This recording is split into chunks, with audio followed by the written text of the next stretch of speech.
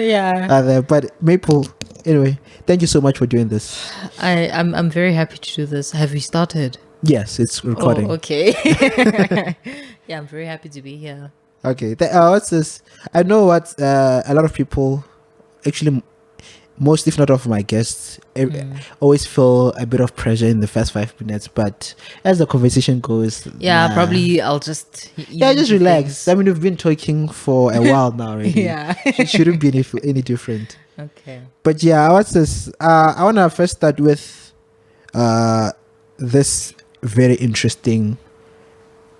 What's this degree you studied? Electromechanical engineering. That just sounds so like, a lot of the time when I mention it to people who have never been exposed to it are like, okay, but what is that? Yeah. And it happens to be people in engineering. And it's like, okay, but dude, it's like electrical engineering and mechanical engineering at the same time. So it's like, it's not necessary. It's like a double major in mechanical and heavy current of electricity, if that makes sense. Okay, I think for me to understand that, I think I'd have to understand what electrical engineering is in itself and what mechanical engineering in itself, and what pieces of the degrees you guys take from them.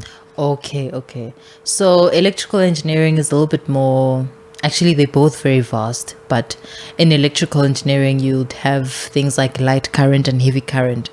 And there will be some extras in other universities, but where I'm from, it's mainly those two. So light current is like your 24 volts. It's like electronics and, small voltages.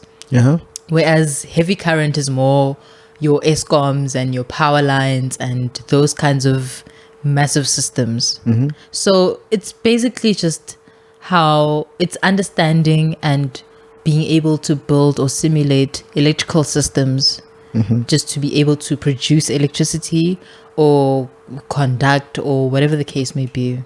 And when you say electrical systems, do you mean like I don't know, something like a microwave, or is it something more like something as simple as, how do we get, okay, let's say now I want to induce, we say induce electricity, it's not produce actually. So let's say I want to induce electricity. Why is it induce? Yeah, I it's one of those things where your lecturer is sitting you guys down like, people, from now on, we're not producing electricity, we are inducing. So it's literally the same thing, but I don't know why it's so important for him to say we are inducing. Because for me, but it goes back to like magnetism. Oh, okay. So fundamentally, from the definitions of magnetism, how electricity comes to be, it's induction. It's based on induction. So from there, we say we are inducing, not producing. Right. Okay. Yeah. Okay. No, that kind of makes sense. Okay. So, oh yes, I was giving an example. Yeah. So, let's say perhaps let's say I'm inducing electricity, but I want to get it to your house. I would have to draw up a plan, right? Yes. Starting with how much I would have to induce to power, let's say, a small village or a city or whatever the case may be. And from there, break down into the subsystems. How am I going to step down the voltage? Because imagine now if we had one single power line from where I'm inducing electricity to your house.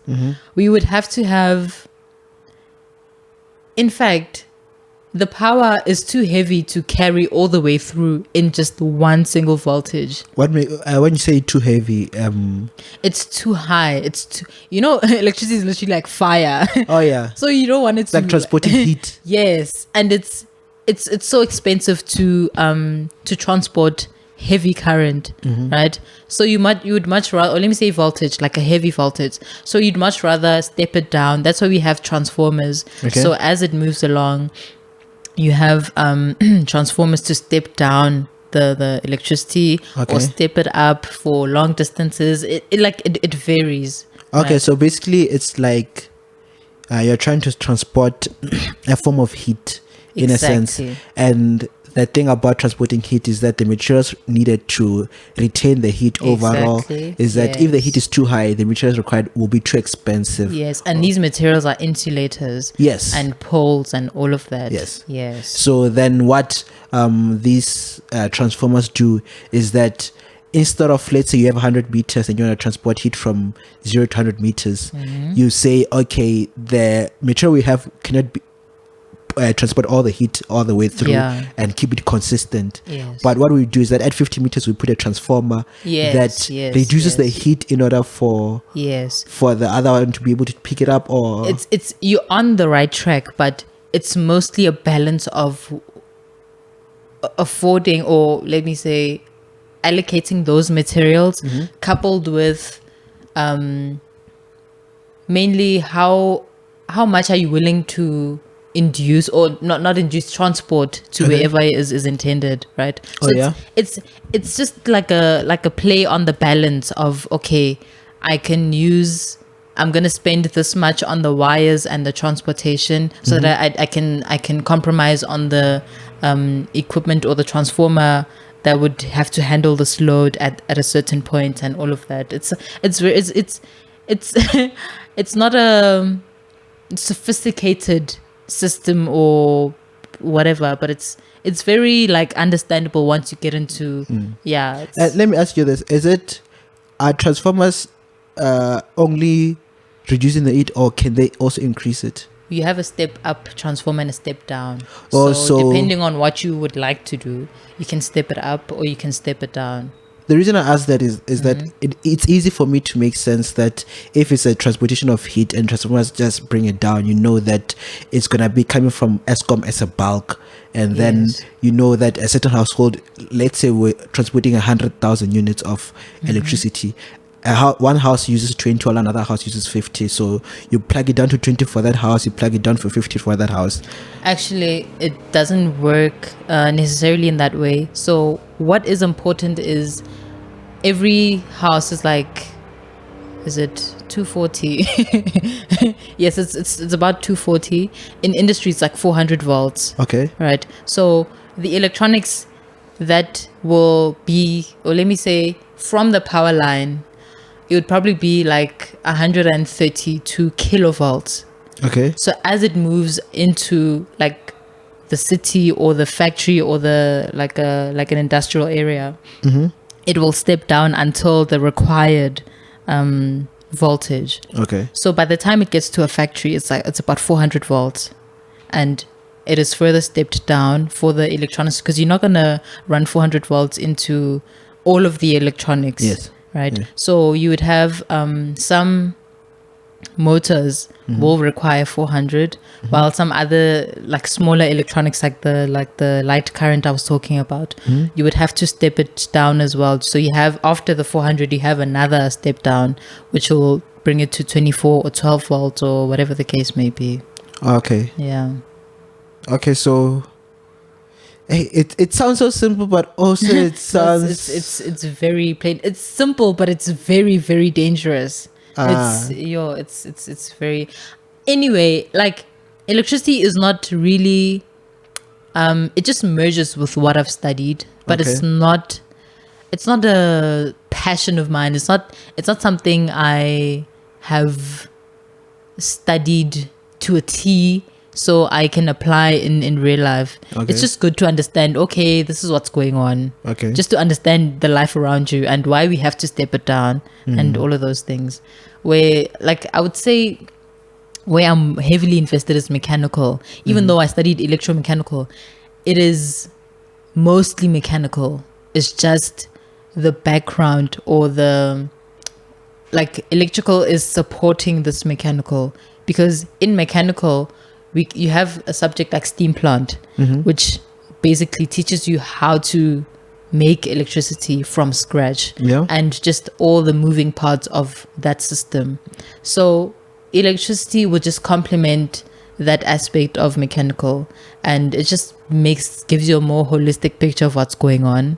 And somebody who would study electricity like straightforward would go into like now protection, electrical protection, and just all these other more complicated bits. Like I'm just like highlighting the just the basics of electricity and just conducting it. That's yeah. So if electrical engineering is more focused on the light and heavy currents, and like you say, someone who wants to specialize in this would probably go in more of the protection side, and the controls, like controlling the surges in electricity, making sure that is probably the advance in the technology as to better transportation, better insulation systems and stuff like that. If that's the focus of electrical engineering, what would be the mechanical engineering? Because when someone says mechanical engineering, I think Optimus cars. Prime. I'm thinking these are the guys that are coming with the Optimus Primes. I get that a lot. Serious? I have people. There was a guy who'd be like, dude, he sent me a voice note. He's like, dude, my car is making this sound. It's like, I'm like, okay. And he's like, so what's wrong with my car? I'm like, okay, first of all, relax. I'm not a mechanic. You can like bring it down a notch, that's not my area of expertise. So, mechanical, a lot of people think it's about cars and they think mechanic when they think mechanical. Yeah. Right? And I don't understand why. No, mechanic. You don't understand why. Come on. No. It's right there. It's not. It's really, really not. But let's think of the mechanics of a system. It's okay. Give me an example of a system. Everything is a system. Hey, man. How something works. It's a system. Is a system. Okay. So, yeah, in that sense. So it has nothing to do with. It has nothing to do with cars. It has very little to do with cars. I wanted to say not cars, but what is like metal mechanics? Because that's what I'm thinking. No, you're losing the plot. Because honestly, when someone says mechanical engineering, I'm thinking, okay, of course, people say cars, aircrafts, but anything that needs metal construction. Not metal. Because that sounds like metallurgy. Now you're talking about metallurgy. You see, which is a different engineering now altogether. Okay, so mechanical, what is it? Is it let me give you the core subjects of mechanical engineering. Let me see if I remember all of them. So you'd have mechanics. I know it sounds mechanics is literally about forces and vectors and scalars and vectors. My bad. Okay. So it's just how mechanics is about solving problems. It's like is it like algebra? Because when you say scalars and algebra, vectors, but it is algebra. It has algebra, but it's not itself algebra. Okay. It's just maybe algebra would be an interpretation of or an application to say or to describe what's happening. Okay. So you'd have something like, okay. Well, okay, what are the typical questions that they ask in mechanics? Okay, I'm trying to get to that. In mechanics, you'd have something like a ball is rolling down a hill, right? So remember projectile motion and all of that stuff. Yeah. So that's like mechanics 1. Like that's the very, very basic. Okay. So something as simple as a ball that's rolling. So now you're taking into account its moment of inertia. So friction, everything is relative to that. And exactly like the friction that it will come across, and the gravitational pull, like the air pressure is pushing against. Yes, but at that level you ignore the wind. I don't know. I was telling my mother yesterday, I'm like, dude, I don't understand why every time it's like we're doing it. I don't know. I think it compromises the. No, I understand it though. I think it's one of those things where they're just trying to show you in a perfect system. Yes, in a vacuum. Yeah, in a vacuum, what happens, and then they're like, okay, yeah. Now you understand. Now you can put wind. This is not perfect now. That is so annoying. So anyway, So mechanics one is like about projectile motion. It's about forces. It's about, okay, I have this, I want to push it this far. How much force do I need? What is it teaches you about momentum. It teaches you about like velocity in relation to the distance and gears. Yes, gears are also along mechanics 2-3 as you go along. Oh, okay. Yeah, so how they mesh and the angles, the meshing angles and all of that stuff. And right? why the angles work probably. Yeah. Because I think the most fascinating thing that you'll probably see is, you know, those watches. Those Toblerone watches where it's see-through and everything is working. Yes. So you have a system like that in a question. Ooh. It's not. I swear, it's not.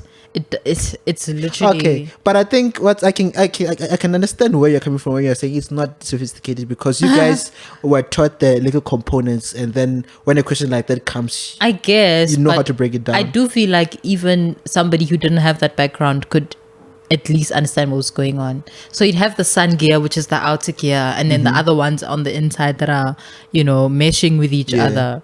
But gears are one of the most easiest of systems in mechanics. So that in itself is a system. Mechanical is more about the analysis of a system, and what factors influence that system. Exactly, the parameters of that system.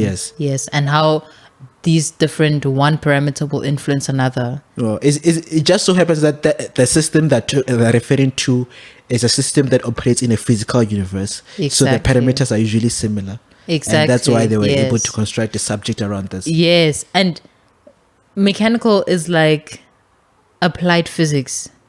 There's a lot of things that we do in mechanical that you find in physics, but for us it's more real life. Like, okay, I want to fly to Durban right now. Based on these parameters, design a jet engine that's going to transport me to there. So that's okay. I'll get to that in a bit. I don't have to talk about it now. So as I was saying, it's mechanics. You have thermodynamics, which is very juicy. It's so interesting. You also find thermo in chemistry. Okay. So thermodynamics is just about temperature and pressure. It's the study of heat. Yeah, which sounds like a boring topic, but let me tell you. Oh, it is. Let me tell you, thermodynamics is my heart and soul. Really? I love thermodynamics. It's so philosophical, you know. I think it can be. I'm telling it like it's but so. What makes it philosophical? It's like poetry. It's like, first of all, like the first day of thermodynamics, they tell you a cold body. Yeah. A cold body cannot give energy to a hot body.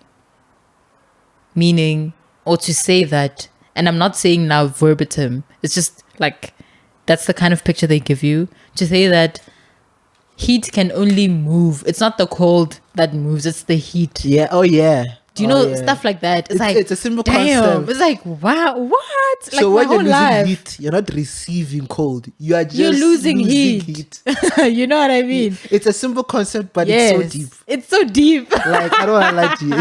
It's so deep. Like, once you realize it's like a concept, then everything becomes fascinating. So you're thinking like, so at a fridge.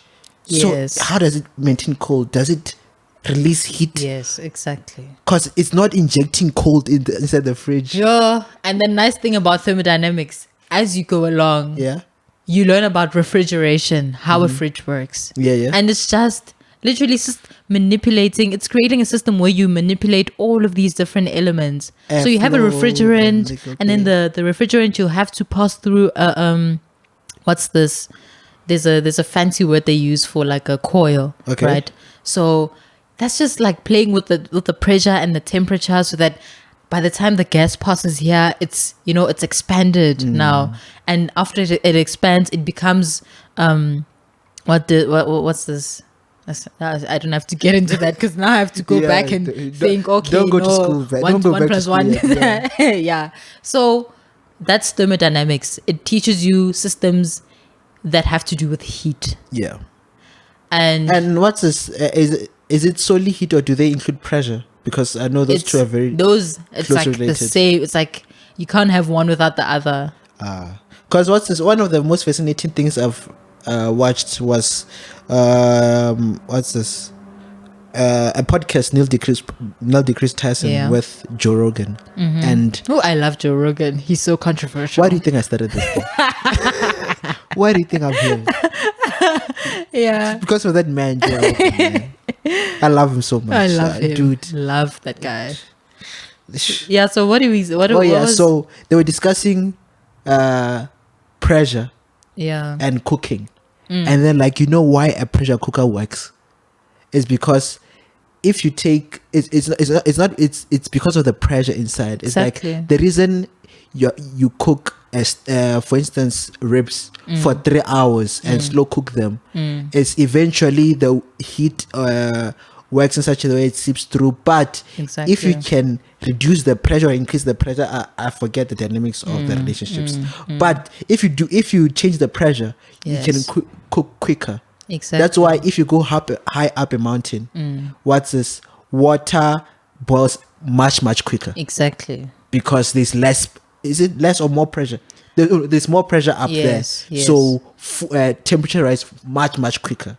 And That's the relationship between, the point where I was just mind blown, and that's why I love thermo. We did an experiment once where we were boiling water, Yeah. right? So there was this chamber.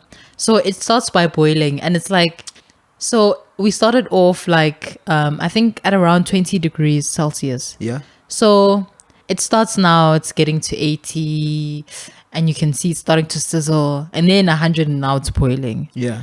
And then it gets to 120.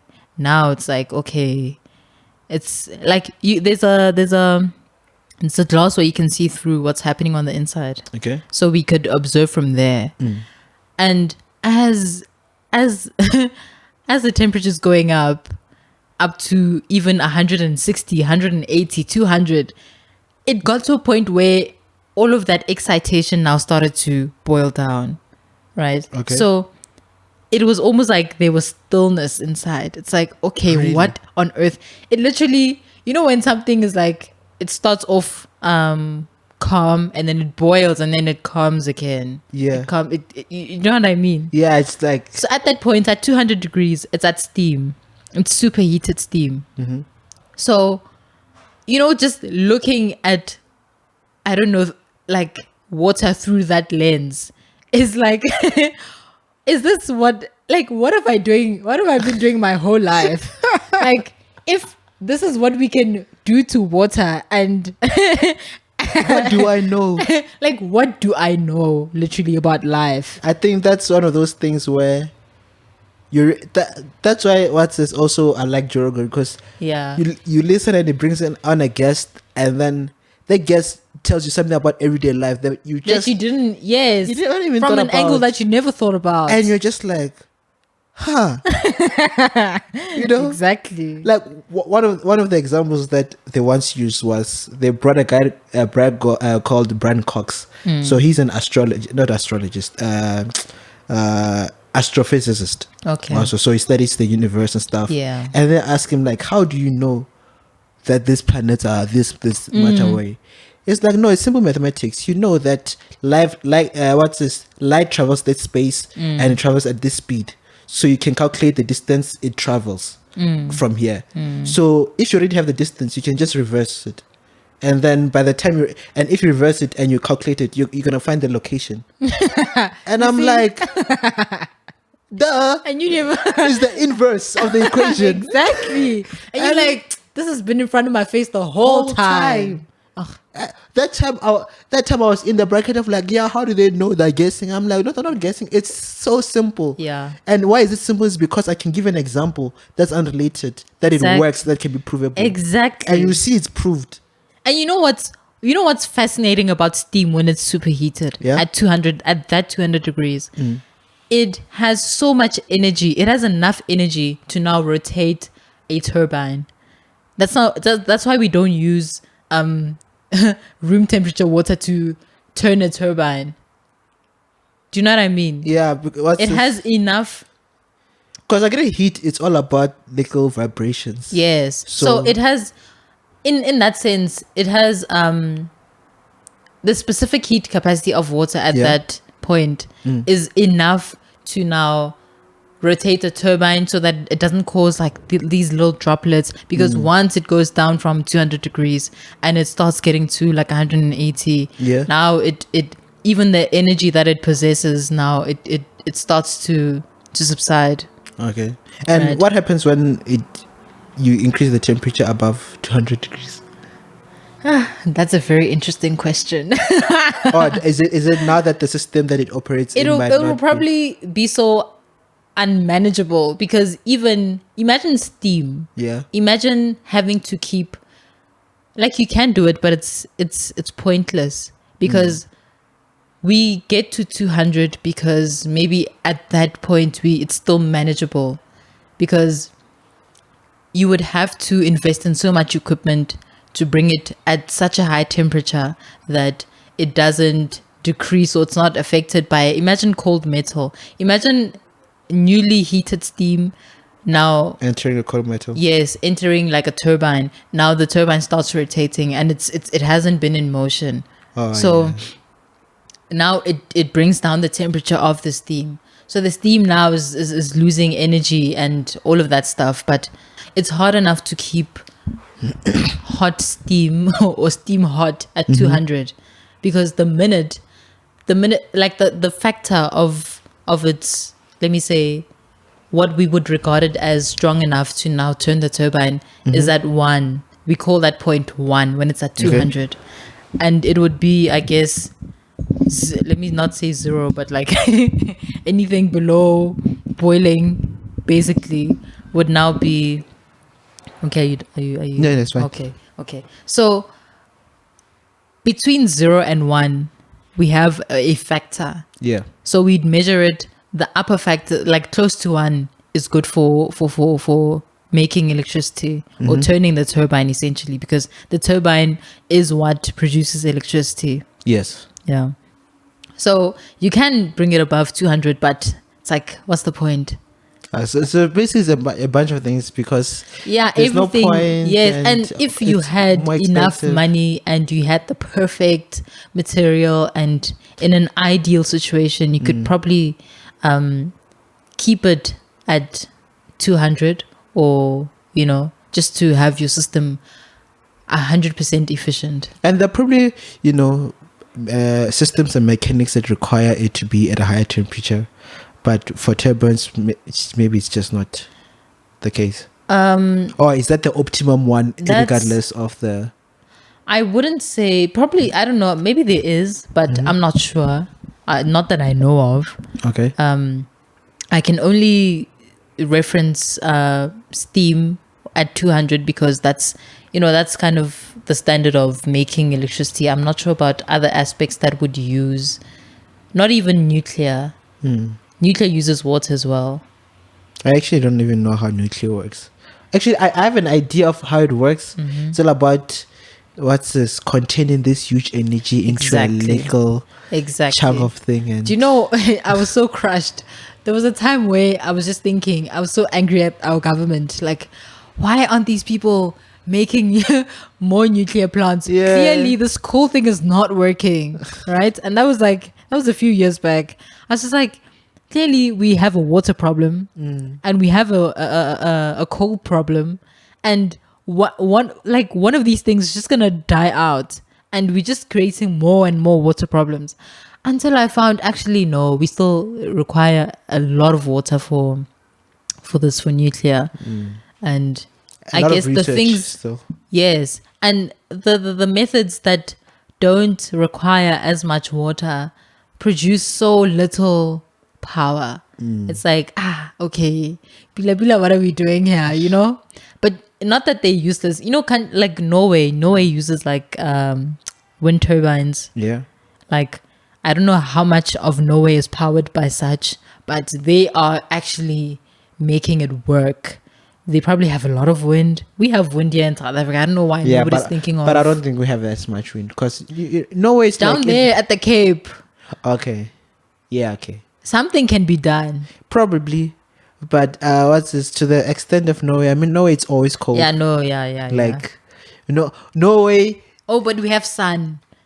We have Yeah, sun we do in have Africa. sun, and that's why a lot of people are usually like trying to utilize it. I mean, like a lot of new developments come with a solar panel. Yeah. So they have the right idea. It's just also, it's. I think there's other things that are in place. Yes. Like when it's not sunny, it's just not working. Yes, and the thing that makes solar energy more efficient would be now trying to capture most of the wavelength. Let me say the colors of the spectrum on the Let me say trying to capture as much light as you can for the panel to store the angle basically. not the angle. So the angle, you can tilt the angle according to the day. Like, okay, now it's sunrise, and then it keeps tilting. But now, remember, the rays of the sun keep changing throughout the day. Okay. So we would have to work on technology. Oh, there is actually such technology, but it's very expensive. So to bring it down to, I don't know, a price or cost that like the average person can afford. What technology is this? It's I don't know the specific name, but Okay, it's but just what does it do? capturing most of those light rays that occur during the day. Because you, in the standard solar panel, you can only capture like I can't even say the names of the rays, but there's certain ones that are that you will be able to, but you're missing out on all of this other heat energy because you can't capture that. So this technology makes it possible to capture as much as is possible, So as is available. this means that you're getting a lot more heat energy. by the end of the how day. much more? How significant Sure. is the more? I have no idea. I Like, haven't even... is it like double or just Oh, like you mean how much power or how much heat power you're getting? extra? It's I'm not sure. I would be like, Because I mean, like, if it's just adding an extra 5%, then it's no, like it's definitely not 5%. just like It's okay, definitely sounds not. good, but the Yeah, impact is not really yeah. cannot really be felt. But if No, it's like 50%, definitely then it's more. like okay, It's substantial. It's quite a lot, substantial. yeah. And I think also the next step besides that one in solar panel is retaining the energy or the heat Yes. into a battery. Yes. So that yes. in times when you don't have solar power, yeah, you can you can use electricity. Because the problem with solar power is that what's this, in winter no one ever has hot water because or like rainy days, like already there's no exactly. sun. Yeah. But if you have a battery, because that's how Tesla does it. Tesla comes with the Tesla Solar City company, which Yeah. produces tiles, like the roof tiles, Yeah. which are solar panels. So Okay. it comes with that and has a big battery that comes in that stores all the power that gets Yeah. absorbed, Yeah. so that you always have power. Like during the day when there's heat, you just use power directly from the solar panels. Yeah. But when there's not enough power from the solar panels to power up the systems or whatever equipment you're using, then it uses the battery. Yeah. And then the battery recharges itself so that it's always full, and you know what I mean. So Yeah. it's this cycle of it's like using your phone that's always on a charger. Yes. But your power goes off once in a while. You know?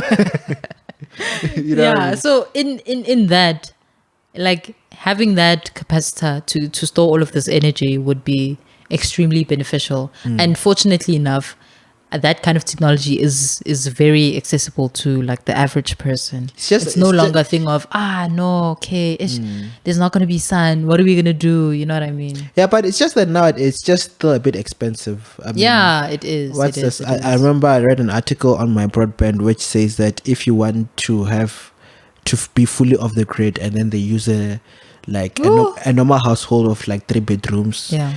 2 parents, 2 children or so, and stuff like that, Yeah. it's gonna drift you back around 150k. Is it? Yeah. So you have to Yeah, kind of that's- make the mathematics like, if I stay with Escom, how long? Like, at the same time, these things are becoming cost effective at a geometrical level where it's 150 this year, next year it will be 120. Exactly. And the year after it could be 80,000. And once people adopted it, can, so there's all this. And it's good to plan that way, like off the grid, because that's what Eskom like does to Yeah, us. but- We literally Rapture, like when Eskom is out, me and you are off the grid. You do know what I mean? It's- Like fine, your fridge will. You know, I live in a place where we can go without electricity for like a full day, or 2 days, or 3 days, or a week, Jesus. and you don't even know what's going on. And you're used to it at this point. You're just like, I'm so used to it at this point. It doesn't even anger me anymore. I'm just like, you know what? Sort it out. Municipality people, go and sort it out. the problem They'll is tell that you know these niggas are there just Yes. chowing the money. Yes. And then when there's a new problem, they see the opportunity to create solutions by chowing the money. Do you know do you know what they do at my municipality? Yeah. They don't buy new equipment. They just fix. Yes. And there's always an explosion. So a transformer will literally just boom. And the entire neighborhood, I probably shouldn't say these next few sentences, but they take our power. Let's say this power has gone out at an affluent suburb next to us.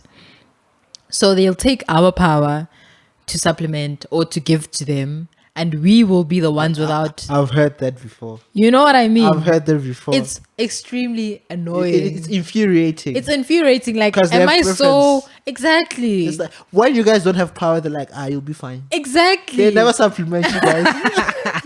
No, like they don't live. They literally don't care. So that's how we live. Yeah. But yeah, okay. I think what's this? We've kind of We took an deviated, off but- ramp. No, but it's fine because Yeah. what's this? You were able to explain to me the mechanical side of things Yes. on its own, And I left out so many things. There's things like vibration. There's things like controls as well that I'm really getting into. Mm-hmm. There's things like design. There's strength of materials. Mm. You know, like So it's a very broad field. it's every core in mechanical can be actually applied in another field of engineering. So it's okay. basically like controls is something you'd find in instrumentation and control engineering, right? So it's still like systems like feedback, control loops, like it's all of that mambo jumbo that's just about controls and controlling systems in let's say a plant, or for like these little gadgets that you'd use to, I don't know, like what do you call, like a voltmeter, or like something to take your temperature, a regulator. It's all of these little things that you can apply controls to. And are those things that people can choose to specialize into themselves, or is mechanical engineering a specialist? My friends are very much into that. So they studied more controls and writing programs for controls and all of that. So the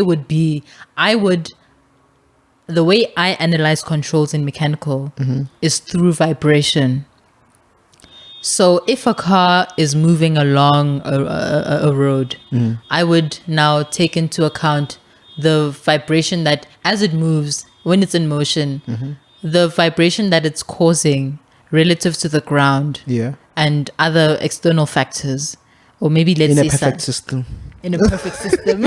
No, at this level, there's no more perfect system. You're dealing with life 99. So it's things like that where you interpret that system into vibration, and how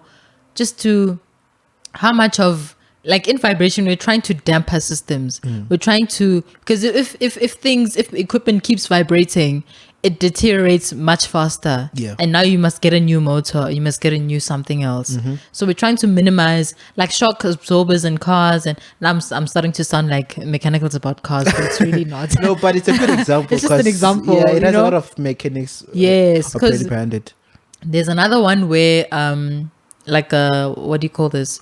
You see the what do you call them? I just forgot the name, but yeah, anyway, it's fine. There's so many applications of vibration and controls, but I would just analyze it from that point of view, whereas they would go even in depthly and draw up all of these systems and PNIDs and all of that stuff. I can learn, but it's not really my core, my thing. So yeah, and yeah, I'd say basically that's what mechanical is all about. It's about so many different things. Cars would just be about engines. Like, we literally don't care about anything else in that car except for the engine that powers it. So anything that has to do with power, anything that has to do with motion, that's mechanical. So what I'm interested in right now is, what's this? I understand on the mechanical side. Firstly, I understood the electrical side is about transferring of heat. It's about best ways to control the heat, how to use it, how to induce it. And on the other side, it's mechanical. It's about understanding the system, what powers the system, what is the heat, pressure, how they correlate. So now, how do that merge? How do they merge? Yeah, is it just a matter of using electricity to create the power that's needed for the systems, or is that too simple of an explanation? Okay, so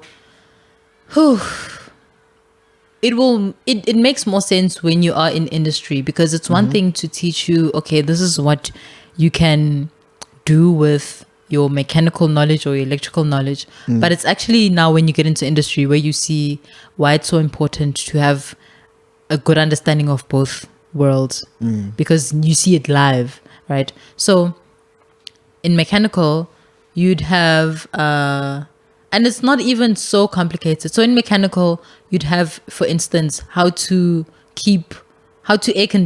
air conditioning. Yeah. Right? So to keep a plant cool for the entire day or however long it takes, or like let's say a cold room that stores your materials that you need to keep at a certain temperature. So how do you power that? How do you make it cold? So that's just the mechanical, the thermodynamics behind, right? And the refrigerant and all of that stuff. But now the electrical comes in where these little, what do I call them? These little control systems along that system. So you have a system within a system. Yeah. So to say, okay, this is going to regulate the pressure. At this point, I'll regulate the pressure, so that you don't have something that that runs out of control, or you don't have an explosion of some sort, or just something that, I don't know, will just not go according to how it's been designed. Could you give an example of a system where a mechanical system where electromechanical was essential to the operating of that system? Okay. It can be a simple system. I'm trying to think of one that has an equal or like 50-50. Yeah, but it doesn't have to be, but as long as it's not like 95 and 5, Okay. 50-50. I can only think, like, from the top of my head, it's power generation. Okay. What's this? What do you mean by power generation? It's like how I explained with magnetism. Yeah. The magnets, from the magnets and the, what do you call this? The generator, which in itself is a mechanical component, but how it works, it creates electricity. So it's kind of like, it's right there in between. Do you know what I mean? It's itself, like you were saying, the metal parts and like mechanical metals, blah, blah, blah. It's kind of like how that motor has been designed to be able to do what it's meant to do. So the design part would be the mechanical part of the system. Or by knowing how the heat transfers go from here to here, and also the type of metal that I'd have to be using for this type of that's problem. All part of the mechanical side. Yeah, that's part of the mechanical. And also, this motor must not vibrate to a point where it breaks before its lifespan. That's where the vibration side yes. And then the electrical side comes into where it's like, okay, where the stator, the core of the motor now starts rotating and creates electricity. And also, I'm sure the electrical engineering comes also in mitigating, like for instance, if you need a particular part to produce heat, control the amount of heat that's controlled there, Exactly. and Exactly. because that's more. But also, it's weird because you know that engineering is more about electricity, and electricity is mainly heat, but mechanical engineering is also about heat. So it's a matter of like It's that, like- just taking, you know what I mean? It's a bit merged to begin with. Yes. Like, I understand it may look like there's a thin line, but actually you can discern. There's a point of clarity where, okay, no, now this is, but even though you can say this is mechanical, it's still relative to some, it can still work, or it still goes with another part of engineering that is outside of mechanical and outside of electricity. Basically, it's not mutually exclusive. Yeah, it's not mutually exclusive. Yes, that's Yeah. the word. Like, I don't feel like anything in engineering is a standalone. Everything works in unison. That makes sense, though. Yeah, I hope it does. That makes sense. And what's this? This all sounds like fascinating and clear in theory, right? In practice, how is it like? Yeah, in practice, it's a nightmare. Really? Because, reading a diagram off of something, off of a book, is, you can follow, you can make your calculations and Yeah. see, okay, after this must come Yes. this component, and after this one, this works because 1, 2, 3, 4, 5. In the industry, all of those things are sort of like, I don't want to say hidden, but it doesn't, it's not the way you expected it to be. And instead of a diagram, now you have have you seen like a bunch of wires just intermingled? Yeah. Yeah. So now you can't even trace like you would in a diagram. Oh, okay, no, this is how it works. It's like that. That's how, like, the system has been connected from the diagram, from how it's been designed from the diagram. But in practice, it's like just a bunch of wires meshed. It's just a big mess. So But how do you make sense of it if that's the case? Google, What? I swear to you. But I would imagine that wires are not the same across the board in terms of like. They're not the same, but can you imagine 10 different wires that are the same but are not doing the same thing? Are Yes. carrying the same type of current, But not to the same place. not to the same place. Okay. There's a lot of times where we've had to track the wire. Literally, that's what you'll spend the entire day doing. Like, yes, like, okay, this wire. You literally take it from here and you follow it the whole day to the panel where it's from. And from there, you read, oh, okay, you'll probably be looking for something, or you're trying to replace the wire. Yeah. Maybe something's not giving feedback. Yeah. And you see, oh, okay, no, it's probably the wire. Yeah. And you find, okay, the wire velekyon. So you have to now track and take it out, bring a new one, wire it in, stuff like that. And that sounds just so tedious. It is. It really is. It's the work of artisans. That's where it's nice to have an artisan that understands. Artisans are actually the people who understand things practically more than we do. What is an artisan? An What's an artisan- artisan? So an artisan is somebody who's trained to do the actual practice of fixing Oh, okay. or But what's this? I would imagine that it would be someone with a degree in not a degree. See, So- with a degree, Yeah. you would your work is mainly paperwork and computers. Like So like tracking what's design happening, and design. Sorry, monitoring. yes, it's mostly that. but not the actual. It's like, is it like architecture versus a builder? Something that- like or is it- it's that- yes, is that an it's, extreme it's, example of it's, it? It's something like that. So you have an artisan who's like at the base level, Yeah. who's more hands-on. He's the guy with the screws and all the tools that you can find. Basically, got one who's facing the danger. Exactly. That's Okay. the guy covered in oil. Yeah. And then you have a technician who's who can get hands-on, and that's where actually I come in. So a technician is somebody who would be hands-on, but has a sort of more mathematical or deeper understanding of what's going on. Do you know? And then you have the engineer who spends all of his time in the office. But it also depends on which industry you're in. A lot of engineers are just managers, just bossing people around, like, hey, go and do this, or just for making budgets. Yeah. Or if you're doing industrial engineering, you're working on continuous improvement, spreadsheets, that kind of thing.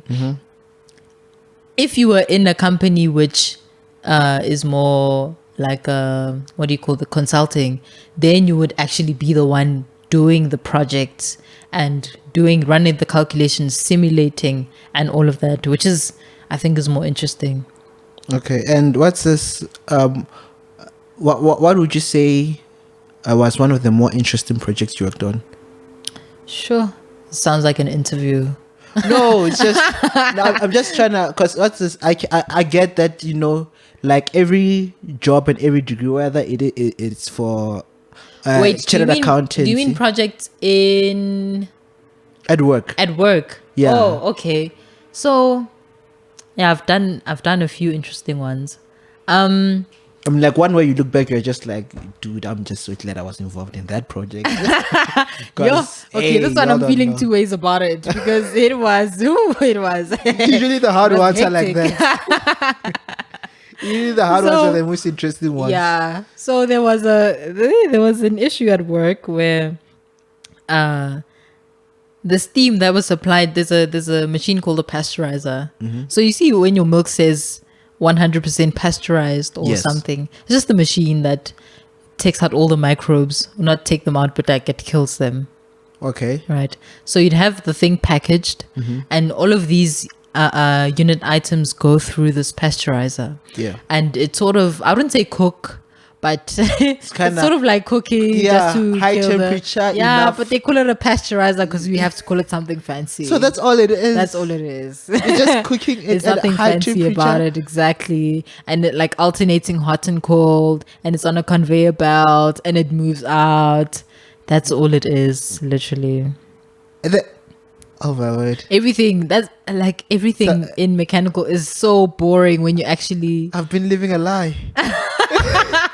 I'm thinking pasteurizer means this guy's injected some things in shame. Not even. Just so anyway. Okay. Yeah. So anyway, so you have hot and cold zones within that pasteurizer, and for cold zones, you'd probably just use whatever temperature is required. So you'd have cool water, and the hot water. The problem was, the water, the steam coming through to heat the water that would be sprayed onto the items inside the pasteurizer. I don't know if I've said a lot of things in one sentence, but essentially the heat supply into the pasteurizer was not enough. Okay. So it would cause now fidgeting, just to like open the valve a little bit more so that, something happens and it surpasses. Now it overcooks the contents inside the pasteurizer. Now you have something. I'm not sure if I'm allowed to say the names of the what's this, the parties involved. Nah, don't. I shouldn't. Okay, there's a particular. Just mention the process. That's what I'm interested. There's a particular drink. Yeah. It's an energy drink. Yeah. So it is very. Even the people. Okay. So this company is licensed to produce this energy drink. Yeah. So this energy drink is so sensitive. It needs it has like 16 minutes to cook. Okay. Or to be like, we're only giving you 16 minutes to put this thing through the pasteurizer.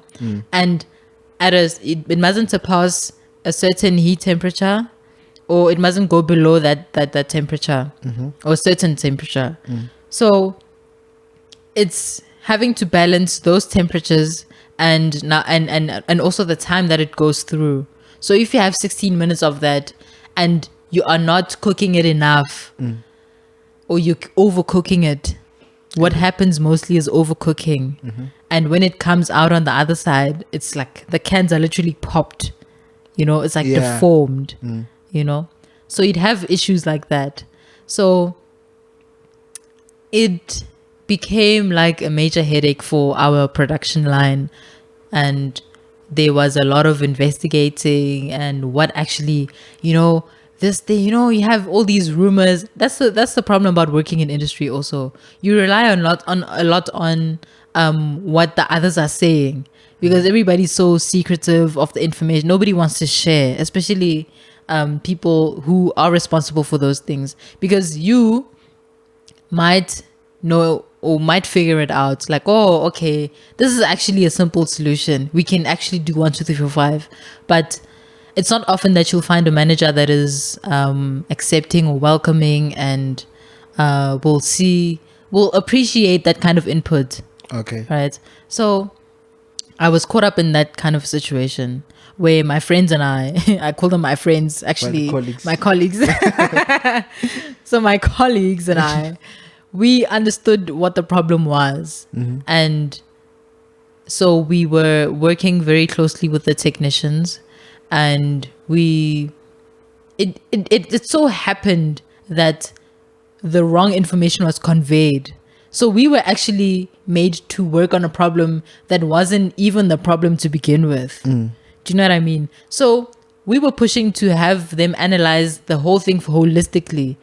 Like, okay, let's not start from point D of the situation. Let's start at point A. What is actually causing this thing, or what has happened in the past? So, so it was a lot of that. So they decided, no, okay, we're going to change the size of the pipe that is supplying the steam into the pasteurizer. Okay. And it so happened that was the wrong implementation. Because it wasn't the problem. It wasn't the problem. And we had insisted, okay, give us all of the information so we can apply this correctly. And so $1 million was spent. Wow. It went down the drain. Obviously, nothing improved. And, you know, your initial hunch is always the right one. Yeah. I knew, Rapture, at the back of my mind. I was like, you know what? This heat exchanger has scaled, meaning it has calcified on the inside. Yeah. So it has layers of, let me just call it dirt. Yeah. And that kind of dirt can inhibit heat transfer by a very large percentage. So you're not getting the heat because this thing is dirty. It's not being cleaned. So the guys kept saying, no, we cleaned this thing. We sent it the last month. It can't be the heat exchanger. There's no way. Go back to university. You don't know anything. Yeah. We've been in industry for 100 years. Of You know course, what I mean? you know those people. You know those people, right? So, okay. So you just sink into your hole like, hey, okay, yeah, maybe I'm wrong. You know? When actually you find, okay, no, it's actually what the problem was. And that was only discovered after months of all of this cooking and all of these losses in millions. What was it like when they finally be like, hey, actually, you were right? No, they never. No, nobody comes to tell you you're right, Rapture. That's not how it works. Actually, it was more of, no, you guys said it was the steam pipe, and it wasn't the steam pipe. You know what I mean? So it's like, no, they blame you for what's been implemented. Exactly. Already. It's like, no, these university kids, they come here, you know, they're energetic and they think they know what's wrong, when actually it wasn't that. It was this. And unfortunately, what's done is done. Somebody has to get fired. And fortunately, the person didn't get fired. But fortunately for them. Yeah, fortunately for them, they weren't fired. But, you know, it's these kinds of losses. I mean, if you calculate how much volumes have been lost since this problem began, it's a lot of money. It's a whole Not to mention lot. the cost of implementing incorrect solutions. Exactly. And you know, sometimes also, but no, I'm just being spicy, but sometimes as a leader, as a manager, you need to be a leader. You can't shun some opinions and take others because they come from whoever. Yeah, we you need have to be objective about it. Yeah, and we need to at least be able to engage in conversation without there being, no, but why? how would you know? You know, maybe I'm Yeah. right. I could be Or right. like there needs to be a what's this, a mode of communication which doesn't include, excuse me, hierarchies and bureaucracies. Exactly. You know what I mean? Exactly. So because we were like a very entry level, it's like, you guys don't know anything anyway. I've We had- still need to teach you how this Yeah. thing works. And you're like, dude, I've been studying this thing. I know it in and out. I think I know what I'm talking about, but it's fine. You can waste your millions. It's okay. I've actually had a boss before Yeah. who gave me a project. And then when you do a model that has been done before, Yeah. we just look at the previous year, Yeah. adjust it, update the values, Yes. update the report, Yeah. and then I give it to him. It's like, so you don't even think, you just copy and paste. If I wanted a computer, I was gonna buy a computer, not hire someone. I'm just like, okay. I'm like, oh wait, I'm like, I can either take this bad and be like, oh what an asshole, or I can be like, actually, Yeah. this guy's pushing me to think on my own To two feet. think, I'm yes. like, good. Next project comes, like, do this thing, I'm thinking, and then I'm like, okay, let me think. You can do it this way, and then I include something extra. It's like, what is this? I'm like, I was thinking, it's like, you thought wrong. Oh my goodness. Like, what do you want? I didn't know whether to cry or laugh. You Yo, know? but you know the nice thing about having a boss that pushes you that way is if they themselves have a deep understanding of that thing. Yeah. Because they could be shunning things or rejecting things that they don't even know are the correct implementations. That's the problem with working with people that are. Oh, that was another problem that we had. Being led by people who don't necessarily understand things as in depthly as you do. Or as you think, what's this? As in, like, what? But Like what would make? being more qualified than your boss. So But he there's an doesn't. argument to be made that experience might trump the theory behind it. I think a nice combination is somebody with experience but actually knows or understands the depth of that thing. Because you'd have people, the people that are very good in experience usually are well-rounded.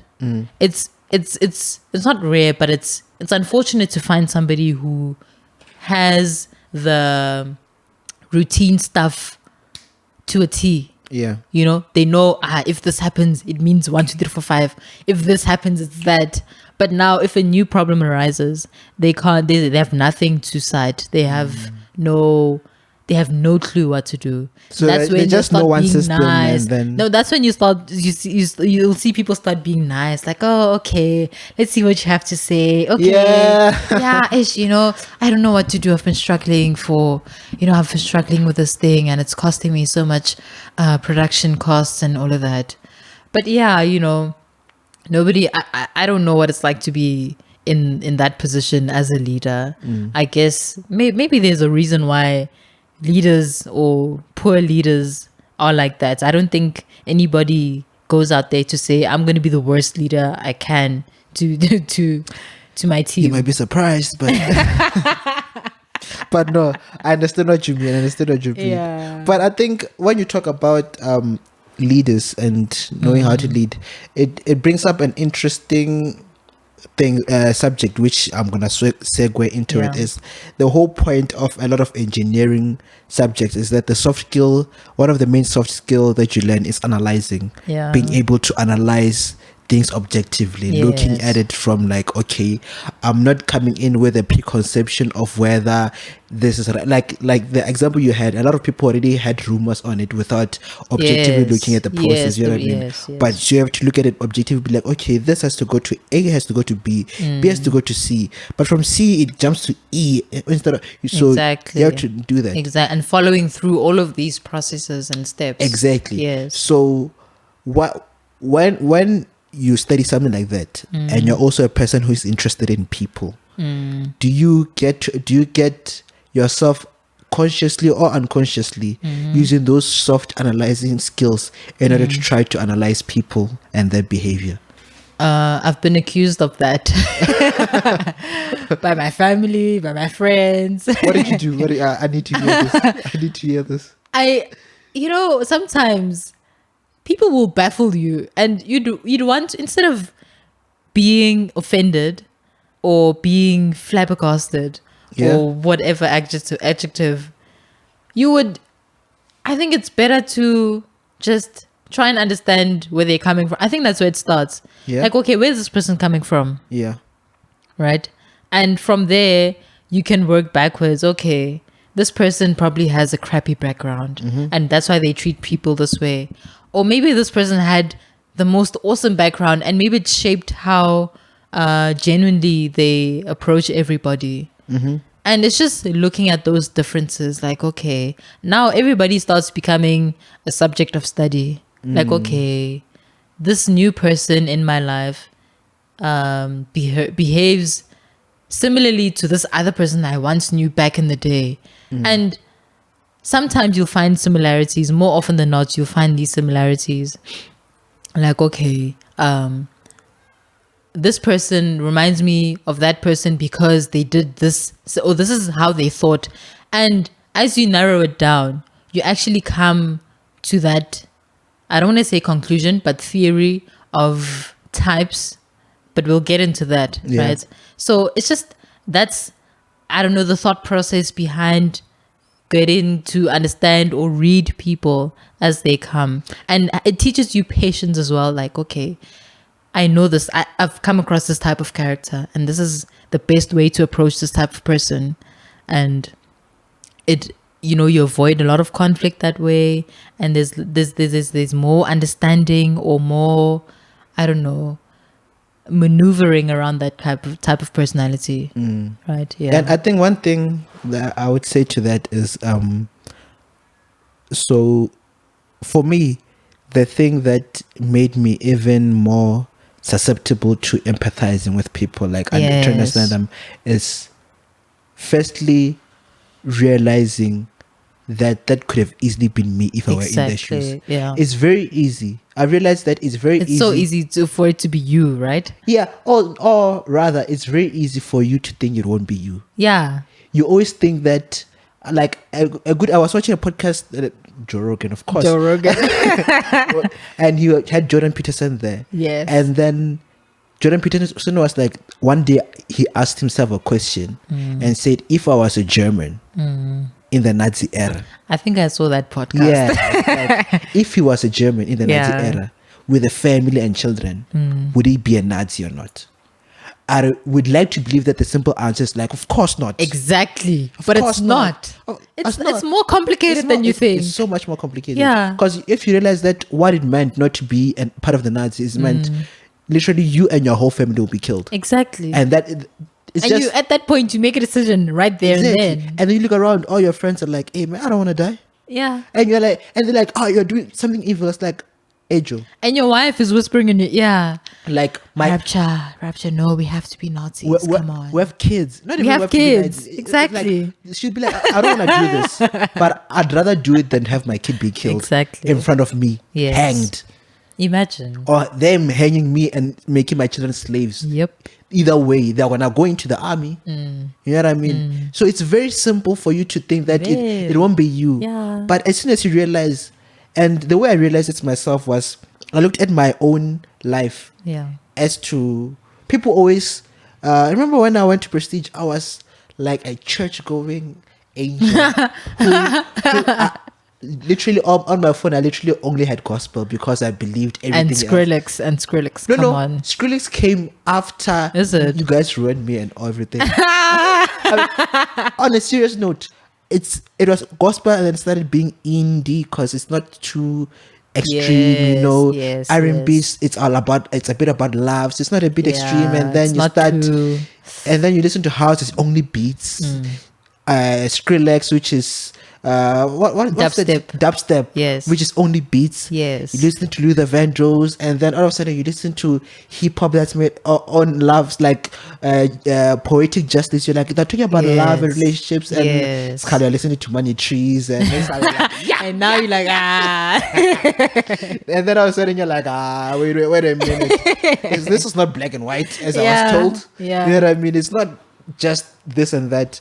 So, and I realized that the main reason I was like that was because of the church I was going to. The pastor I was going to was a pastor who was very a very conservative pastors. Okay. Those pastors that are just like to the core. Yes. Don't do this. Yeah. Like I was doing karate, and it's like karate is the work of the devil Woo. because of the things. Yeah, And that's deep, yo. I let karate go, and I loved it. I loved martial arts. Like I see now, I watch MMA all the time. Yeah. Because I just Oh, like it. You know what I yes, mean? yes, And yes. I remember there was a sermon he was telling us that Nike just do it means just do sex, just do sin, and dude, it was a lot, dog. Oh, that is so Anyone who went to Northern Academy knows who I'm talking about.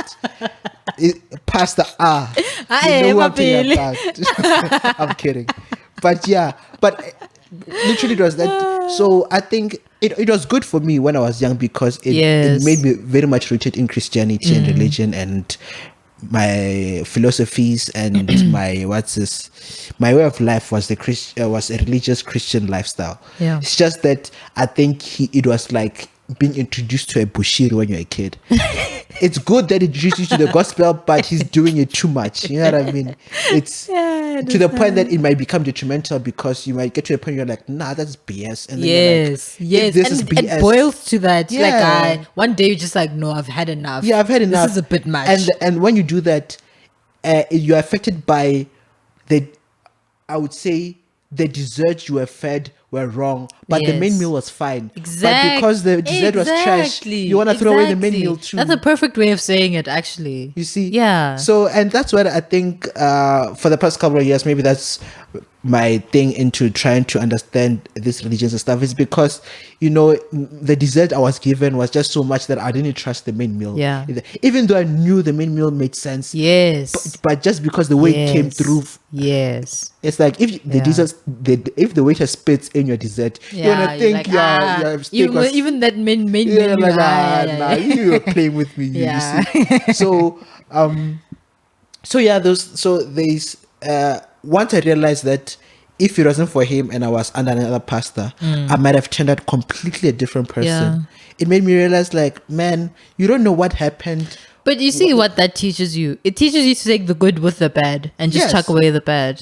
And it's not easy though. Yeah, it's not It's not easy. easy, but it teaches you. It also teach me that, because it's something that over the years that I had to be comfortable with is in the fact that understanding that no matter what you do, even if it's the most good you think you're doing, there's an element of bad in it. Yeah. There's an element of it's yin and yang. The concept of yin and yang, they got it absolutely great. That's one of those things that just, yeah, like whoever came up with that, Yeah. it was like onto something. Yes. Literally in every good, like, Yes. because that thing yin and yang is like a white half with a With black, a black dot dot. and a black half with With a a white white dot. dot, yes. In every white, meaning in every There's a little good bit or of bad, black. There's a little bit of Yeah. black in every bad or evil or good or whatever. There's There's a a little bit of, bit of- you know yeah. what I mean. I'm not trying to say white is good and black is bad or something. No, it's no, just no, a matter not of at like all. dynamism. Just the balance, yeah. In every good deed, there's a bad deed. In every bad Yes. deed, there's a good deed Yes. within it.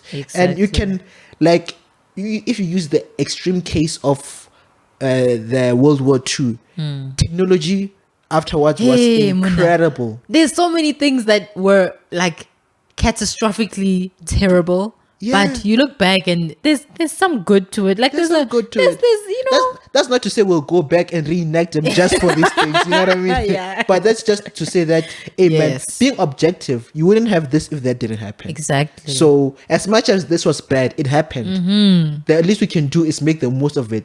One of the main thing we're making the most of is teaching people how easy it is for someone to become a Hitler. Yeah. So what you have to teach them that. So the good thing about that is that now a lot of potential replicants can be subdued early. Yes. Yeah. It's a bad thing that happened, but now at least Yes. we might use it to avoid an even bigger catastrophe. Yes. Because we all agree, if a nuclear war goes off, it will be way worse than the impact of Yeah. World War II. Yeah. So maybe World War II happening helped Yes. control Exactly. the dangers And show us what our blind spot or weak points are. That Exactly. okay, in the event of something like this is the parts to look out for.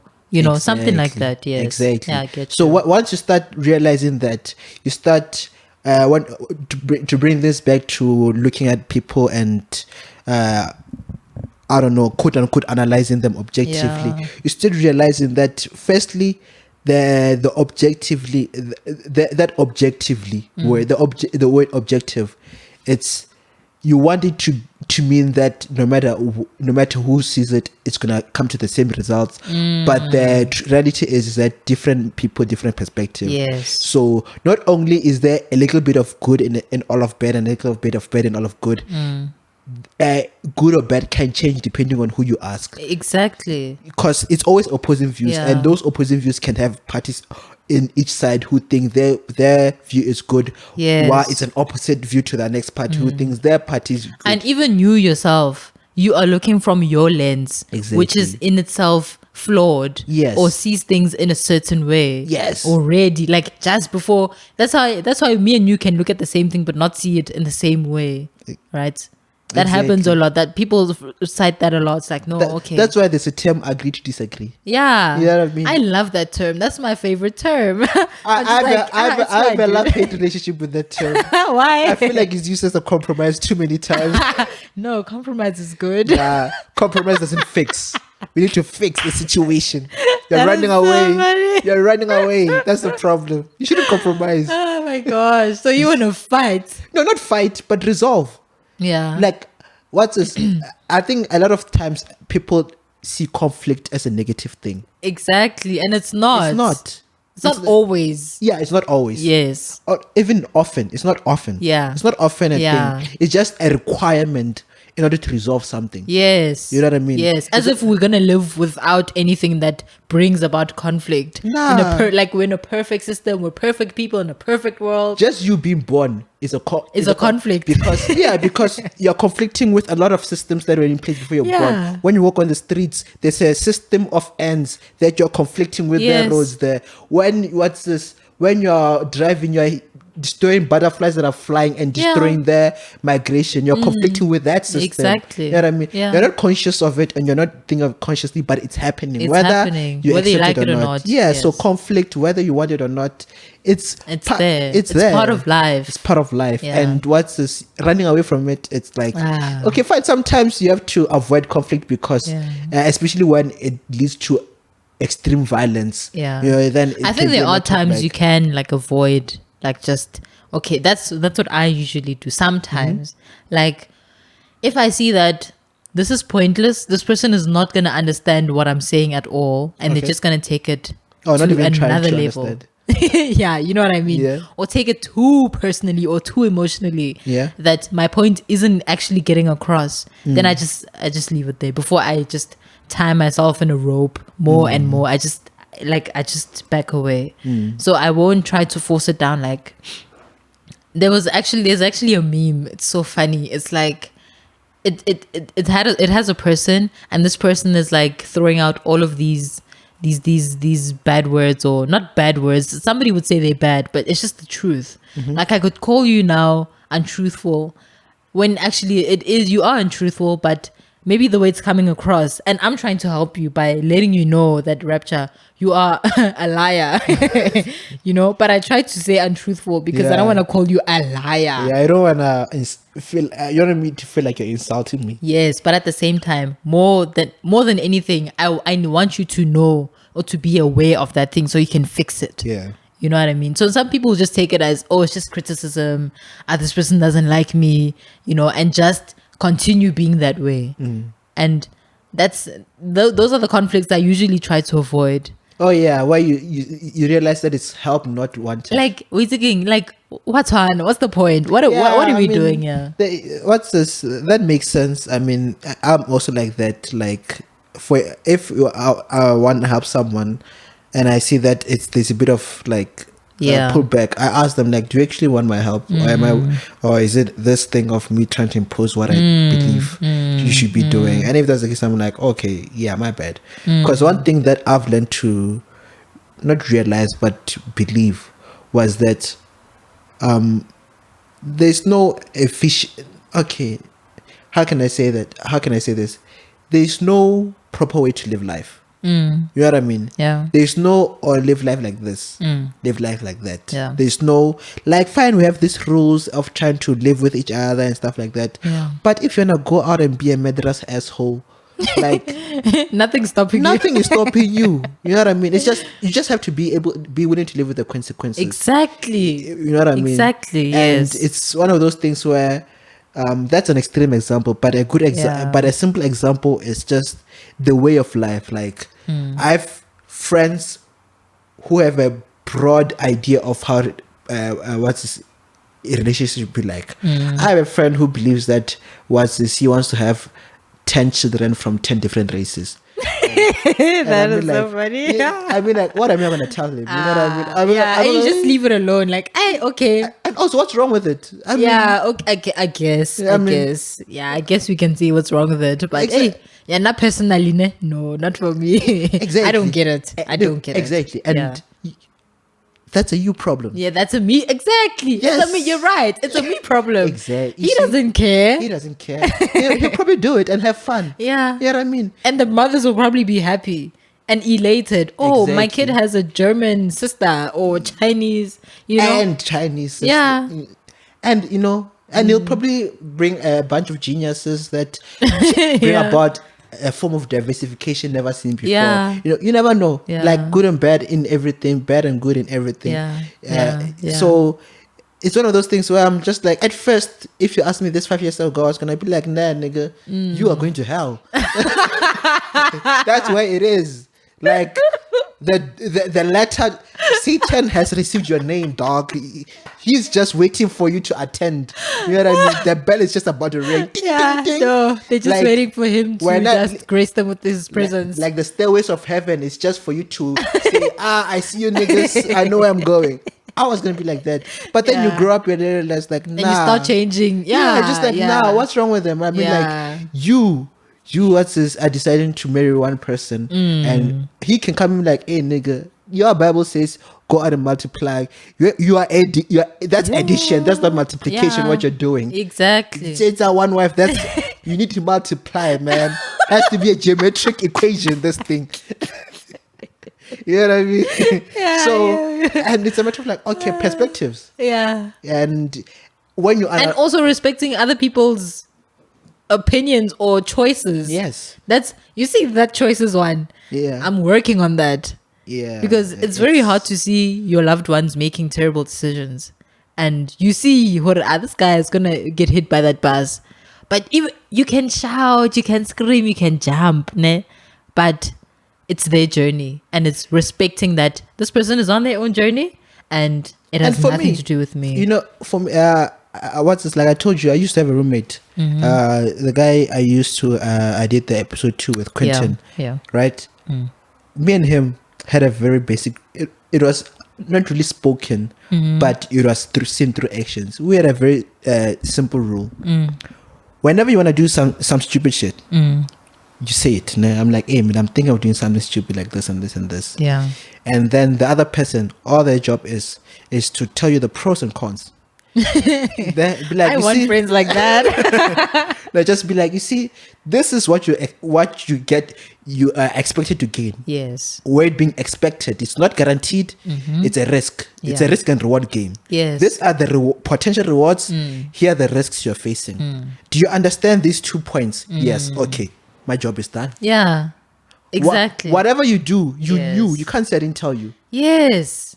You knew. You know what I mean? Yeah. And you can also rest easy knowing, I've done my part. He's warned. It's fine. And the thing about it is that the first time you do it, you feel bad because you're like, you should have stopped me. I'm like, is it my job to stop you to do something? Aye. And then the next time you're given the advice, you're like, okay, this is him stopping me. You know, this is him. In order to stop him, this him be like, hey man, I'm not gonna judge you, I'm your friend. Yes. Even if you decide to slide down a sledge that with no safety and get broken, I'm gonna come down there and carry you to the hospital. I Yeah. laugh at you on the way there, and I Yeah. told you this is stupid. Yeah. But I'm not gonna be like, I'm not helping you. Yeah. I just know people. Sometimes people need to learn through experience. You know what I Yes, mean? yeah. So it's like that. As long as before you jumped, it was my responsibility to tell you, Yeah. or you can break a leg. Yes. And it's your responsibility to tell me. I understand Yes. what you mean. Yes. Because yes, if you're yes. like, and I'm like, you're like, but I didn't understand. I didn't know. Then it's like, why didn't you ask? And we could have Exactly. told you Yeah. the severity of the situation. And from then on, I realized that everyone has their own journeys. Like for me, Yeah. as much as I want people looking out for me. Sometimes people would look out for you by stopping you from doing something that they deem too risky. Exactly. But it's the risk that you are willing to accept. You are the one that's going to be getting hurt. It's not them. Their job is just to say, "Hey, Rapture, watch out!" And it's understandable. And that you're they don't like, want "Okay, you to, cool." Yeah, Yeah. It's understandable. They want you to be hurt. Yeah. But at the same time, it's like I'm the one taking the risk. I'm willing to take this Yes, risk. You know what I mean? yes, yeah. And it's a matter of like just to come back to that point about looking at people and empathizing with them. Is that once you realize those little dynamics, like Yes. how good and bad is a matter of perspective. It's not a 1+. It's not a 1-0 game. It's more of Yeah. a 0. But again, 0 to 100 range, where it can range anywhere between 1 to 99%, and then you take into impact that even you could be susceptible to such things if you're in the same yourself. situation. Then you realize that it's not as simple as It's this. not. A person is good or bad. There's just too many things. There's too for you many. to be that definite. And even something like a shooting, let's say a shooting in a school, these US schools where these kids just pick up a gun Yeah. and shoot everyone. You know, we can say, this is so evil. Why is this happening? But it's only when we start looking backwards into this child's history, they've probably had some abuse at home or something peculiar. And more than that, how their personality got formed from those life experiences has shaped their thinking, has shaped their decision making. Some parts they're strong, some parts they're weak. They've learned maybe to not be so social in not to socialize or be socially inept, and all of those factors, they just boil down to that moment. And we often don't want to talk about that. We don't want to talk about how this kid has been through the most. We just want to talk about how could he do it? How dare he? Like, And we just chastise that person, and it's over for them. Yeah. And it's one of those things where it's a matter of like, as much as you want to empathize, you also want to be strict. Yeah. You know what I mean? Be You're like, caught up in between that as well. Be like, okay. Like, I understand. You've been but through stuff. there's Mara, still you some were wrong. BS. Like there's still some. Fine, now we understand it was terrible, but Yes. man, others people have lived it worse than you and didn't do Yeah. nearly as bad as you. But also now it brings us to that point again where maybe somebody had it worse, but maybe that person has stronger coping mechanisms. yeah, Maybe their personality. and it could be a biological thing. Exactly. Some people are just stronger mentally. Exactly. And that's how it is. And some people are so fixated. Through learning about different people, I've also come to understand there are people who are wired.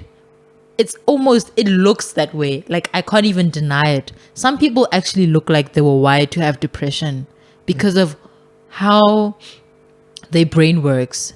Some people will prioritize feeling over logic and all of these other factors. And you take that and you couple it with somebody who is constantly in their mind, somebody who's an introvert, somebody who overthinks, somebody intuitive.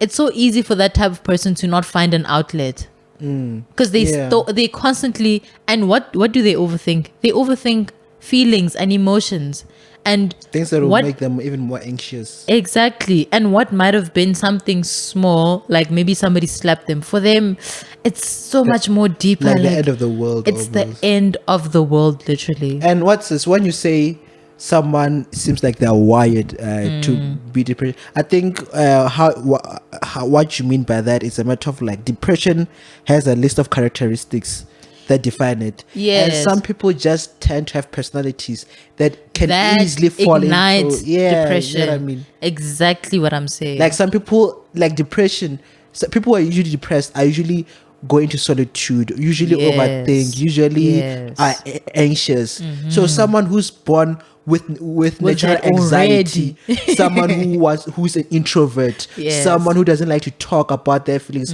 someone who likes to be within their thoughts. If they have all those characteristics, goodness me. and then something that can push them into depression comes, they might goodness. fall much easier than Yes. someone who doesn't have those characteristics. Exactly. And it's just one of those things where it's sad because as much as we've talked about environments shaping people and upbringing shaping people, is that people can be kind of classified in certain groups of characteristics. Yes. Because of there's only so much variety of characteristics. Yes. That at some point, and certain characteristics have links, whether weak or strong, with other characteristics. For instance, someone who's outgoing might be also talkative. You know what I mean? While someone who's an introvert might be shy and quiet. Yes. Like those, as well as the opposite. You can find somebody who's outgoing but doesn't really talk too much. But that's more on the rarer side. Yes, I would say it's not more on the common outgoing person per se. You know what I mean? Yeah, you so could say that. what's this? With that being said, you start seeing that if a person has a group of characteristics, they can easily fall into a certain group of people because they have characteristics that resemble that particular kind of which is where you start getting all this stuff about astrology, typology, exactly. And, what's this? Where some are rooted in science and what annoys me is that those people that, for instance, instead of feeling, will be more logical thinkers. Yeah. Those are the people that we will perceive as smart. We're actually fine. We can call it smart or we can call it a high IQ, but the criteria of determining that person's IQ, if we base it on only those factors that only a selected few humans will possess, it's kind of I don't feel like it gives a full picture or a full scope of intelligence, because I believe there are so many other different intelligences. It might be a word, but I get what you mean. And I think the reason for that is really quite simple. Is because we've kind of, with science, not concluded, but we've kind of reached as a basis that there's a left hemisphere and a right hemisphere of the brain. There's the logical brain and there's the emotional brain. And with the logical brain, we're able to produce tests that can quantify your ability in this regard, which is IQ tests and stuff like that. And if you don't want to believe in IQ tests and stuff, that's another thing. But it's one of those tests where over time and repetition is proved to be one of the best indicators of certain skills. Let's say it's a good indicator of scientific or mathematical practical aptitude, but I feel like we should also recognize how much else data is left in the gray area. If you're not within the scope, what is to be said about all those other qualities and also you have to remember that an IQ test is an estimation. Using the law of large numbers. So the law of large numbers say if we have enough information about a certain group of people, for instance, if let's say everybody stays in Centon, who has a car insurance, and there's 10,000 people, and their claims are a variety between 0 and 10,000. If you take the average of that, you kind of start getting the idea of what an average person claims for. It's like an average person might claim for a claim that's 7,000. That's not to mean that a person coming. It's an estimate. So when someone comes in and say, I'm from Centon, they'll be like, he's probably going to be like 7,000. You know what I mean? Because of the history of it. It's an estimation. And what's this? That estimation, if you look at a singular person, might seem false, but if you look at the amount of people coming in and what they eventually claim, you start seeing the pattern fall back into that 7,000, which is an IQ test where it just says people usually score this high, usually tend to go and do greater things. If you take one singular person and what's this, and you might not get the results, but you take a group of people, they eventually a group of people who have an IQ test over, let's say, 150, and you give them math test, they'll probably average more than 90%, versus a group of people that have a 90 IQ test, they'll probably average with 50%. Yeah. And that's because when you use a large group of people, you start getting the average. But if you take a singular person, you can take someone who gets a 90 IQ, who 90 is 100. You can get someone who has an 160 IQ, who gets a 50. And there's people like And that, there's people like like 100 that. and something. Yeah, it's just that IQ test is one of the best known, not the best known test to test for that logical test. We don't have a similar test for emotions, unfortunately. Yes. Which is and other forms of intelligence. Yes. You know what I mean? Like emotional IQ, EQ is one of the biggest things talked about in the workplace. Yeah. That managers should have emotional intelligence. Like you can't give someone deadlines, and then at the end of the day you go to them and shout and be like, you see. It's like, nah, they're already under enough pressure. They're doing the best they could, and if they stumble, in inverted commas, the best they can. You see.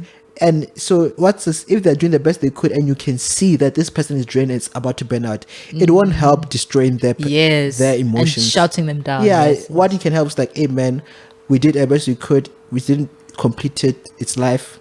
Just pick yourself up, there'll be others, continue. But I think also what it's trying to teach these managers is not only to not shout, but like to be, it's very rewarding to be in sync with your team. You know who can do what best. And that's something I learned. Sorry to like go off track again. No. There's something I've learned about working together with people, because I'm one of those people that's always been an individualist. I just feel like I know what I'm doing. I'll probably do this in the best time that I can. I'll do more than another person can do anyway. So I'm fine. But it's only in varsity where I've started to see that actually this thing of working alone by myself, it's taking away than it is contributing. Yeah. Because I'm learning so much from other people just by working and just by being able to trust somebody that they will do it. Even if it's not your personal best. Yeah, but the fact that they're taking care of that in their own way. Yeah. It even I've found it even gives, like, it's like a painting. You can't want to police everyone. Like, no, I want you to do it this exact way in your vision, in your personal vision. Yeah. I've found that their vision that they bring tends to, I don't know, it just makes it even more magical, the thing that we're working on, because it's their take, and that guy brings their take, and another guy brings their take. So they should put a little bit of focus in not only trying to let the let's say the junior staffers do it the way they envision it, but also giving them a bit of room to do it their way and incorporating it in your own thing. And obviously there are what can I say, there is like sort of a guideline, of course, but not to say we're not paying attention to the guideline. We're just saying with your own little twist or in your own little creative way. And that just brings these nice little nuances in your canvas or in your painting. And but what's this, to be fair, that also depends on the painting you're painting. I mean, if I'm trying to get a portrait, I ain't trying to see horns on them. You know what I mean? Horns could be funny. They could be a surprise. They could be, but not to put in my office as the CEO of my company. You might be painting a different idea. You know what I mean? But I get what you mean. I totally understand. But I think we've covered a lot of stuff. There's way more that I would have loved us to talk to, but that just shows that how the breadth of the breadth of ideas and just conversation that can be talked about. And one thing leads to another and another and another. So I think what's this for today. I'll end up like this. We actually just covered like literally half of the things that we wanted to talk about. Literally like split in half. Oh my gosh. But and the other ones will just be a deviation, like a straight right left curve. Okay. But anyway, what's this? thank you so much for doing this. Thank you There are- for bringing me on your platform. Yeah, this was so much fun. It was, and I haven't seen you in so long, and I'm so proud of what you're doing. Hey, I don't want to make you blush or anything, but I'm so stoked. I'm so happy that you are. Maybe this is a conversation we'll have outside of this, but I love to see you growing extra arms and extra legs, and just dabbling in this and dabbling in that, and just finding your passion or not. Sometimes you'll find you're 40 and you're like, why didn't I start a podcast when I was still 25 and I had the time and I knew all these people and they knew me and we're at a talking point. Yeah. Like I told you, what's this like now the people, like you see the first, when you started and there's no episodes to show this, everyone is kind of always reluctant to come to it. You're just like, yeah. But now actually what's this? I have you're so building, you're coming along. I have so many interesting people that I want to come through. I mean, like the head of IT that I mentioned. I have another guy who started his own investment firm. Imagine. Yeah, and I have another one who went to management consulting and got promoted within like a year, and then I got another promotion within 2 years, and it's like now like a senior associate or something. And yeah, he's also very one of the smartest persons that is also happens to be a pastor. So that's gonna be very interesting. I can't wait for that. I really can't. He's gonna be talking about the Bible and how But also, I like it when I talk to someone who has way more knowledge in something than I do, because I tend to learn. Oh yes. Yeah, it's not a matter. That's why I enjoy this. It's not a matter of trying to like, okay, let's debate. Gosh. Like nah. It's like, okay, let's figure something out. Yeah, let's have a discussion. Yeah. What's this? What's the pros and cons? And I wish more people were able to do that, because mostly it's just about. It's not a discussion. Somebody must come out right. Somebody must come out on top, and which is why I'm fine. What's this? I find a lot of Twitter threads childish. That's why I'm not on this app. Like people just literally go there, open the thing, and be like, "Okay, so are we on the good or bad side?" Exactly. And like, okay, I don't know. Check the comments. Okay, we're bashing this nigga. We are with this, dude, like spot on. That is exactly what happens. So it's one of those things. But eventually we'll get to a point when we're chatting with robots online and we don't even know. So all these things won't even matter whether it's true or not true. The robots will detect the terms. Yeah. No, hopefully the robots also just force us to, I don't know, to learn from each other in a way that is not diminishing or is not taking from the other. That sounds good until you realize that it's us creating the robots and they're just going to be doing what we tell it to do. So it's not like we're going to create a self-sustaining robot that's holier than thou. We're going to be like, hey man, make sure we win the election. I don't care. I don't care if you have to forge fake CR70 statements to create sentiment. You do what needs to be done for sentiment to be my favor. And then I'm going to be like, yes sir. And every good thing can be manipulated. That's the sad part. That's what I think. If somebody comes with a brand new technology or tech or I don't know, something positive that's meant to be positive, it always gets hijacked. Yeah. All the time. It's literally what you were saying. Yin and yang. There's always the bad to the good or the good to the bad. It's just different ratios. It's just different ratios. Yeah. And you have to accept that. Yeah, you have to. It's like, even if something seems extremely good and it's just all good, there's a 1%, there's 0.01% that you don't see. Yeah. That, for instance, if you're like, hey man, I just rescued an animal from being in a trap, what's the harm? I'm like, you just stopped someone from eating. That's what you did. Yeah. You just, there's probably a broken lion who can't chase anymore. Yeah. And now that was food. You just destroyed their life. Exactly. So you gotta take the good with the bad, and you gotta accept it. You have to. But I think that's a good enough place to stop at. And again, Maple, thank you so much for doing this. You're welcome. Yeah, definitely see you for the part 2. Of course.